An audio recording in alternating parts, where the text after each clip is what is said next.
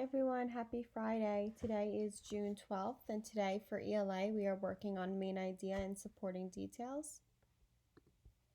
Today's objective, students will be able to determine the main ideas and supporting details by looking for what the text is mostly about.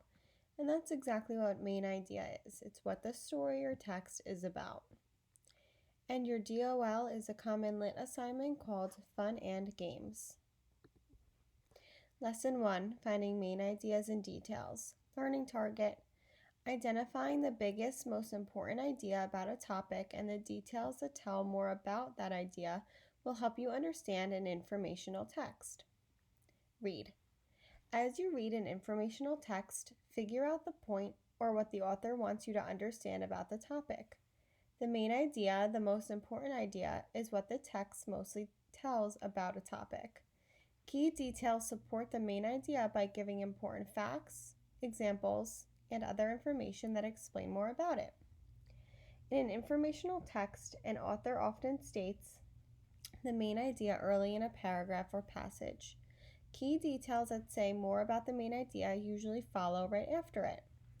So I'm going to be reading a story, and you'll see I underlined important key details that support the main idea. That always helps you better understand a text and just helps you figure out what the text is mostly about. So let's get started.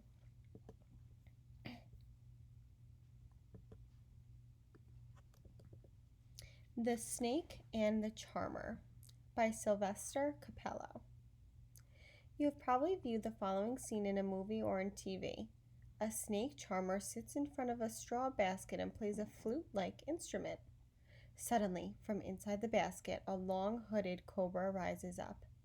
As the snake charmer plays the music, the cobra sways back and forth. It does not try to attack the snake charmer. Instead, the snake appears to be swaying in rhythm to the music. And at the top of this, you can kind of see what a snake charmer looks like, and you can see the snake coming out of the basket. In reality, nothing could be further from the truth. The cobra can only sense vibrations in the ground. What the cobra sways to is not the music. It sways to the motion of the flute that the snake charmer moves back and forth as he plays. The cobra is trying to get into position to strike at the flute. However, as long as the snake charmer keeps the flute in motion, the snake cannot attack. The Indian cobra is a favorite of snake charmers because daylight interferes with the snake's ability to strike. At night, however, the Indian cobra is extremely dangerous and more accurate. Cobras don't normally attack people, however. Instead, they go after frogs, fish, birds, and small mammals. So now after reading The Snake and the Charmer, I'm able to ask myself, what was this story mostly about?